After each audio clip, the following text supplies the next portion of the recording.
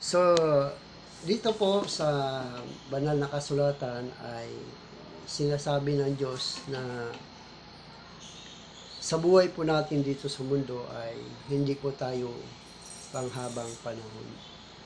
Tayo po ay tatagal lamang doon sa itinakda ng Diyos sa atin kung hanggang kailan tayo dito sa mundo. Pero nagbigay sa atin ang Diyos ng takdang araw, taon, kung kailan tayo mananatili sa mundong ito.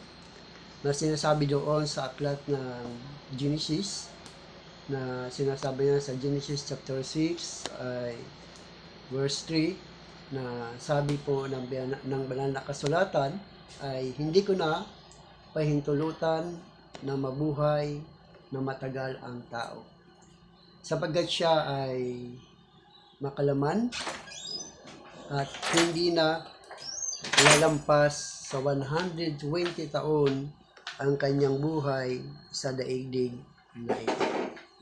So yan ay sinasabi ng Biblia na hindi na daw lalampas ang ating buhay sa mundong ito.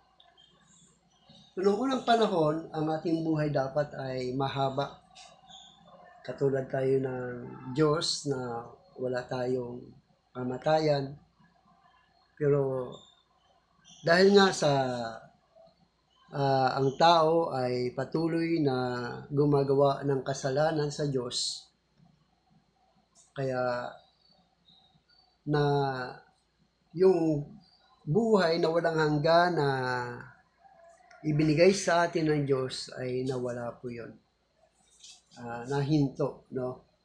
Kaya nahinto po yun, kaya tayo ay nagsasuffer doon sa kasalanan. Pero ang buhay nito ay muling ibibigay sa atin ng Diyos. Yung buhay na walang hanggan na nawala sa atin ay muli itong ibibigay ng Diyos. Sa anong paraan? Sapagat sabi nga ng banal na kasulatan sa John 3:16, gaya na lamang ang pag-ibig ng Diyos sa sanlibutan, kaya ibinigay niya ang kanyang bugtong na anak upang ang sinuman sumampalatay sa kanya ay hindi mapahamak kundi magkaroon ng buhay na walang hanggan. So ipinangako sa atin ng Diyos na yung buhay na walang hanggan na nawala kay Adan at kay Eva nung panahon na sila ay nagkasala sa Diyos ay muling ibabalik ito sa atin sa pamamagitan ng ating pananalig at pananampalataya natin kay Kristo Jesus. Kasi nga, hindi na mahaba ang buhay natin sa mundong ito.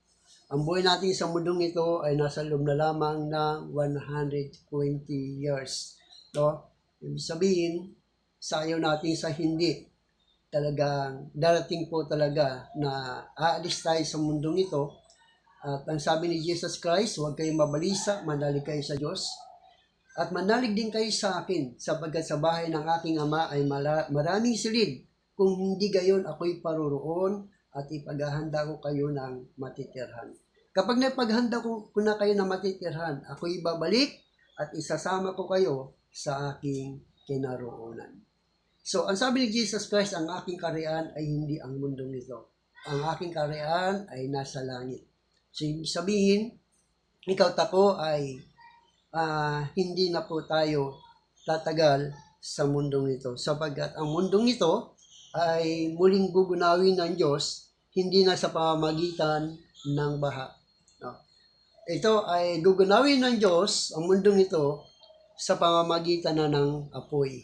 No? Kaya ayaw ng Diyos na mapahamak tayo doon sa muling paggunaw ng mundong ito. Sapagkat ang paggugunaw ng Diyos sa mundong ito, magugunaw ang araw, buwan, at mga bituin. Kasama po yan sa paggunaw ng Diyos. Kung noong unang panahon, ang ginunaw ng Diyos ay ang mundo lamang sa pamamagitan ng baha. Ngayon, pangkalahatan na po. Lahat ng kanyang nilikha sa langit at sa lupa ay kanya po itong muling tutupukin. Sapagkat nais niyang gumawa muli ng panibagong langit at bagong lupa. No? So, yan ang sabi rito sa banal na kasulatan na kung bakit kailangan natin patuloy na maglingkod sa Panginoon. Dahil ang sabi niya dito na sa aklat ng 2 Peter chapter 3, sabi niya, ang mundong ito ay muli niyang gugunawin sa pamamagitan na ng apoy. Ang araw, buwan, at mga bituin ay gugunawin na. No? Dati sa pagdating ng takdang panahon. Kaya sabi ng Biblia, yamang ganito ang mangyayari ng lahat ng bagay ng wakas ay italaga na natin ang ating sarili sa Diyos. Ibig sabihin, maglingkod tayo sa Panginoon at laging magpasalamat sa Panginoon. At dapat alam natin kung sino yung ating tagapagligtas.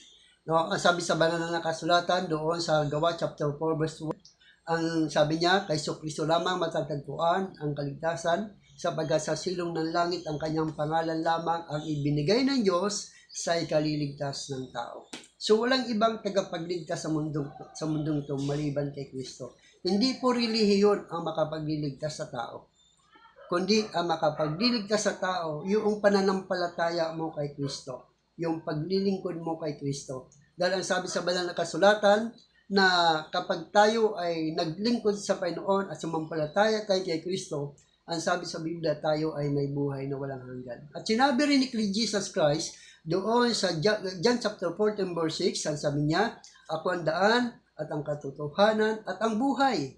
Walang makakapunta sa Ama kundi sa pamamagitan ko. So dito sa buhay po natin, sa mundong ito, kung gusto natin makarating sa langit, ay dapat alam natin ang daan papunta sa buhay na walang hanggan. So si Jesus Christ ay namatay sa laman at muling nabuhay sa Espiritu. So ibig sabihin, si Jesus ngayon ay hindi mo na siya makikita personal.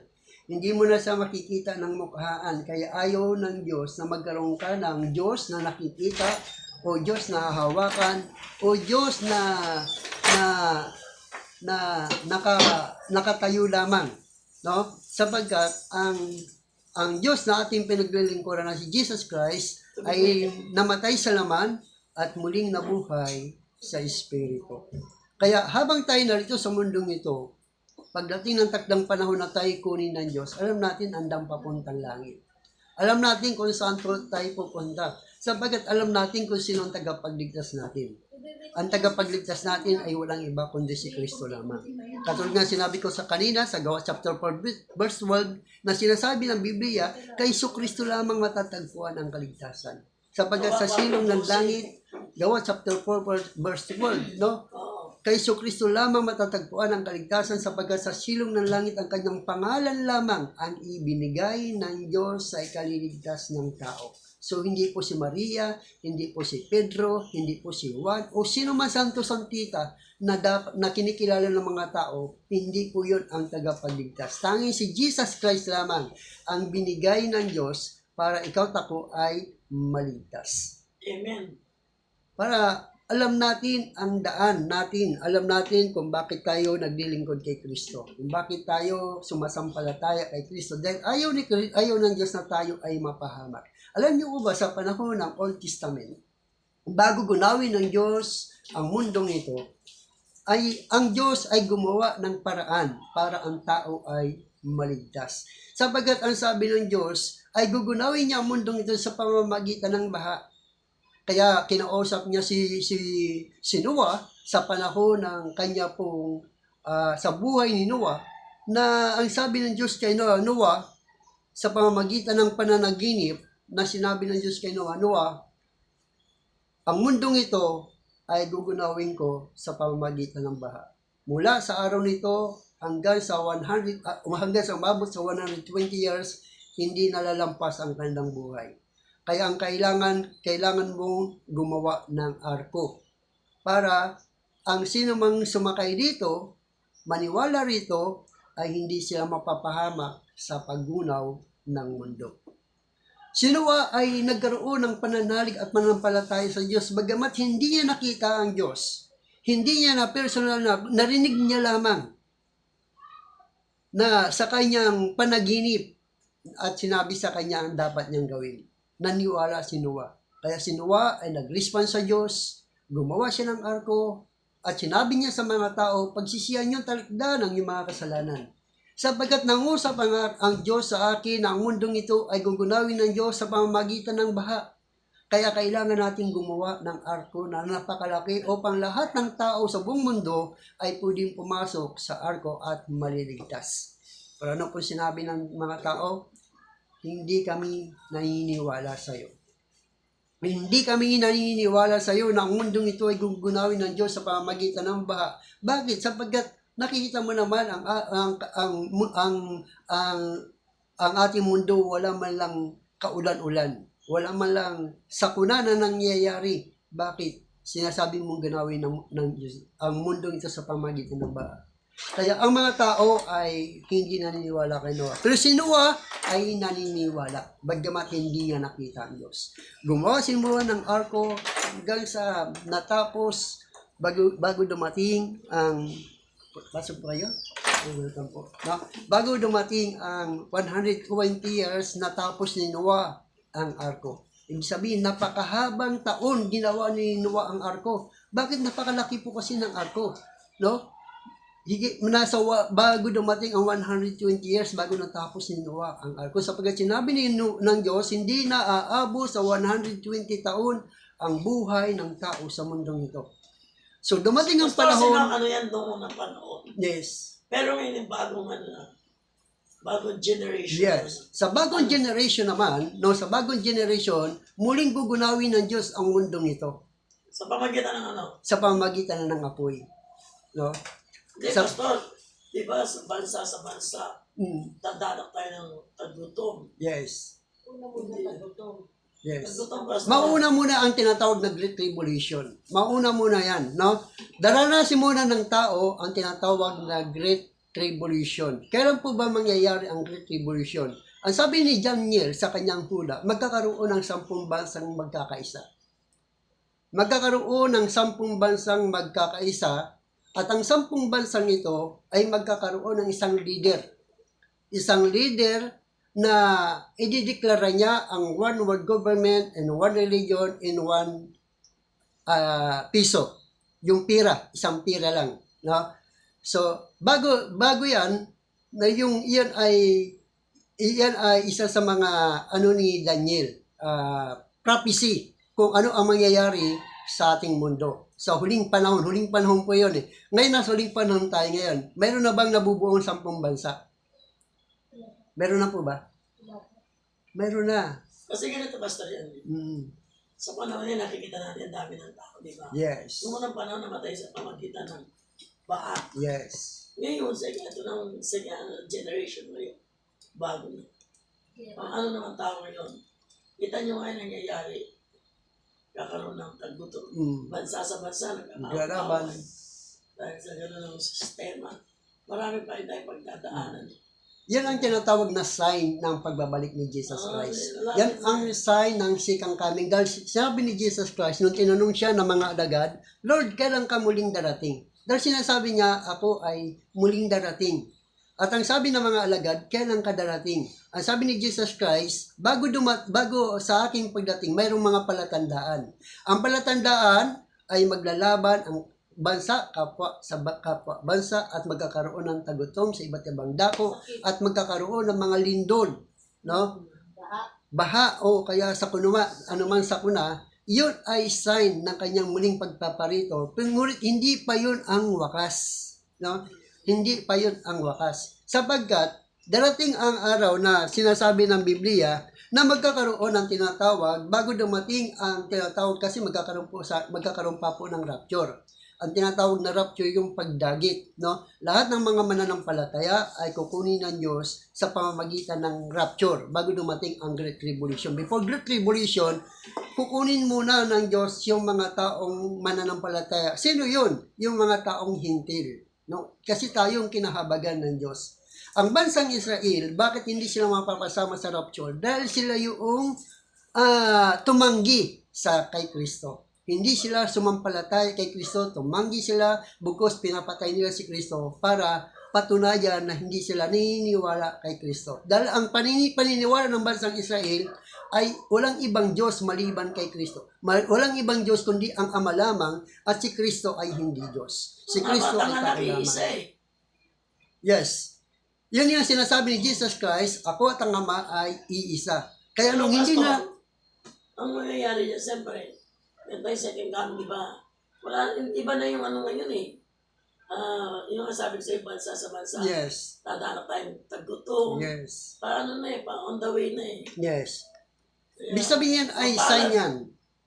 Sign yan sa pagbabalik ng ating Panginoong Hesus Kristo. Pero hindi pa yun ang wakas. Kasi nga, magdaranas pa ang tao ng tinatawag na Great Tribulation na ang patay ay muling mabubuhay. At ang tao ay gusto niyang magpakamatay, hindi na siya mamamatay. Hahanapin niyang kamatayan, ngunit lalayuan siya ng kamatayan. Iibigin niyang mamatay, ngunit hindi siya mamamatay. So, mangyayari yon sa Great Tribulation.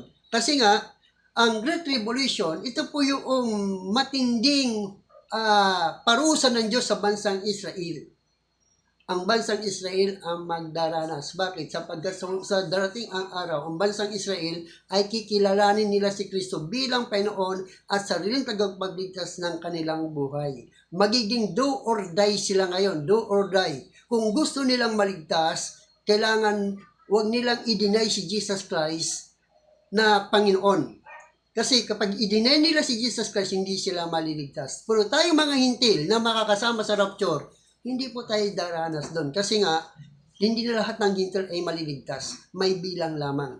Katulad ng mga hayop nung panahon ni Noah, ay may bilang din ang mga hayop. No? Hanggat hindi natatapos ang bilang ng mga hayop na pumasok sa arko ni Noah, ay hindi pinauulan ng Diyos, hindi pinapapatak ng Diyos ang ulan.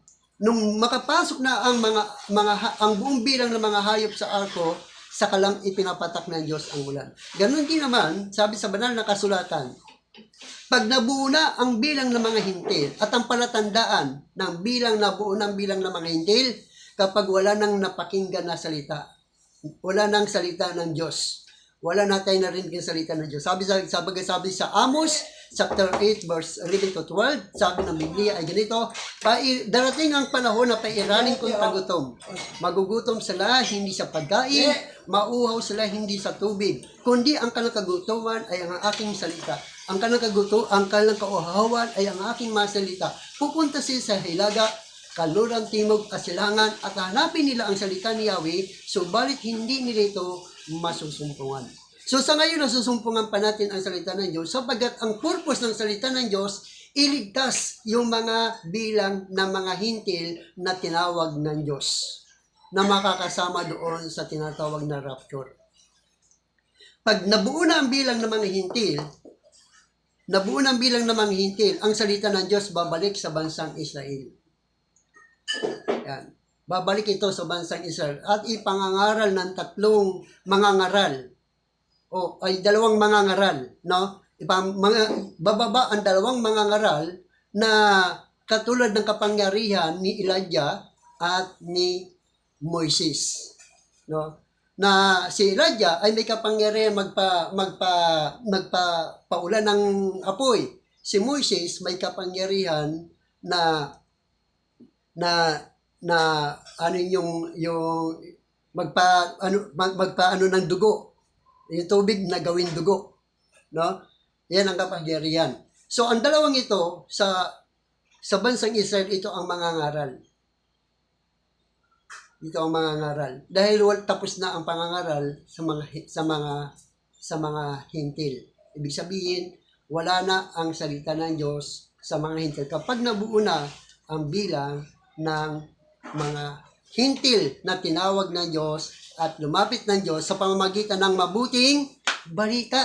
Sabi ng Biblia, humayo kayo sa buong sanglibutan, ipangaral nyo ang mabuting balita upang ang sinumang sumampalataya ay hindi mapahamak kundi magkaroon ng buhay na walang hanggan. Ipangaral. So doon ay sinasabi ng Marcos chapter 16 verse 15 hanggang 16, sabi niya ni Jesus Christ, humayo kayo sa buong sanlibutan, ipangaral niyo ang mabuting balita upang ang sino man sumampalataya at mabautismuhan ay maliligtas. So sa ating mga hintil yun. So sa ating mga hintil, ipinangaral ang mabuting balita. Dahil hindi nga tinanggap ng mga Hudyo ang salita ng Diyos. Ang salita ng Diyos ay sino? Si Jesus Christ. Sa pasimula, naroon ang salita, ang salita ay Diyos, at ang salita ay nagkatawang tao. nagkatawang tao. At si Jesus Christ po ang salitang iyon. At ang salita na papakinggan natin ay walang iba kundi salita ni Kristo. Amen. Amen. Amen. Yun ang salita ni Kristo. So, yan ang hindi tinanggap ng mga Hudyo. Ang salita. Walang iba kundi si Kristo. Kaya, purihin ang Panginoon sa gabing ito. Tunay nga na habang tayo narito sa mundong ito, habang meron pa tayong natitirang panahon at oras, maglingkod po tayo sa Panginoon. Tandaan po natin to, ang buhay natin sa mundong ito, 120 years na lang. At hindi na tayo lalampas doon. At ang sabi sa Biblia, binigyan tayo ng Diyos ng kalaman, meron tayong alam at meron din tayong hindi alam. Ano yung alam natin? Ipinalam sa iyo ng Diyos na ikaw ay mamamatay. Anong hindi pinalam sa iyo ng Diyos? Kung kailan ka mamamatay. No? Yun ang hindi natin alam kung kailan tayo mamamatay. Kaya sabi ni Jesus Christ, maghanda kayo lagi at lagi kayong gising at patuloy na maglingkod sa Panginoon sapagkat ang sabi niya, ang manatiling tapat hanggang wakas ang siya lamang maliligtas. So, ibig sabihin, magtapat po tayo sa Panginoon. Patuloy nating maniwala tayo kay Jesus. Si Kristo lamang po. Dapat ang bukang bibig natin ay si Kristo lamang. Siya la po ang ating tagapagligtas. Dahil ang sabi ni Jesus Christ, ang sinamang nakakita sa akin ay nakakita na sa Ama.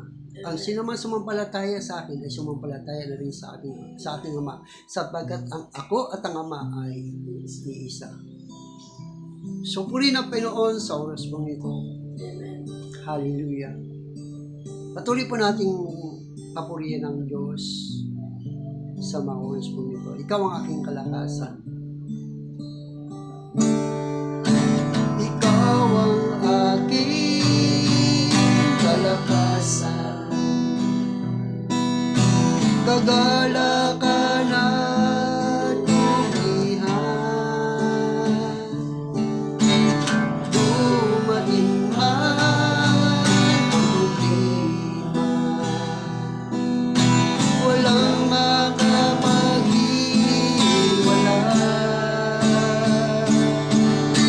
walang maikukumpara sa pag-ibig mo.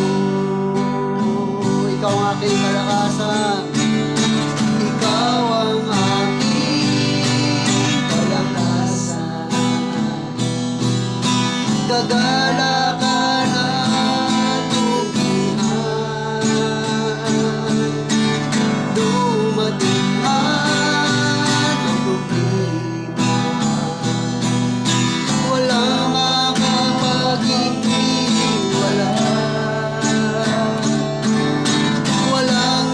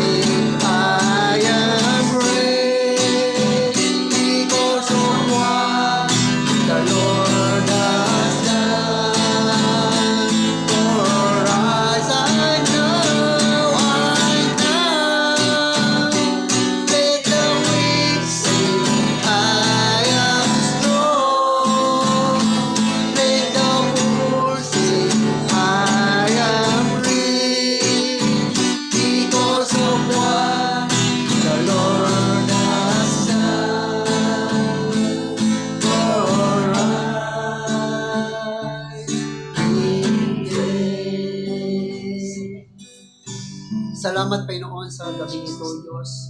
Salamat Sa iyo pong mga salita na aming mapapakinggan.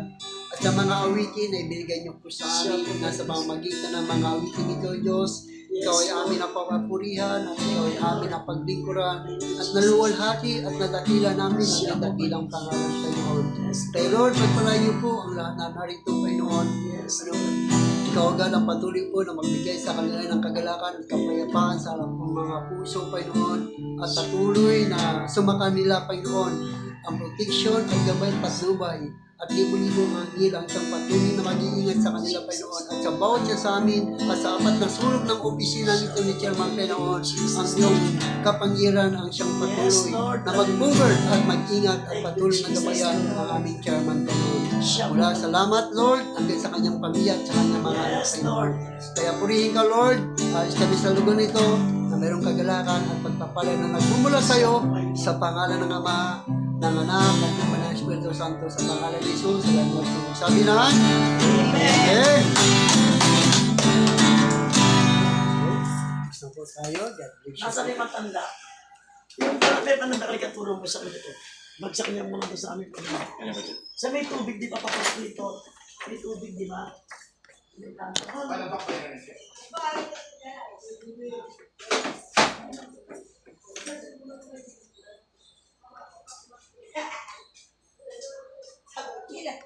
Lalais ka ba? Magbabayad ako. Ay, yan pala.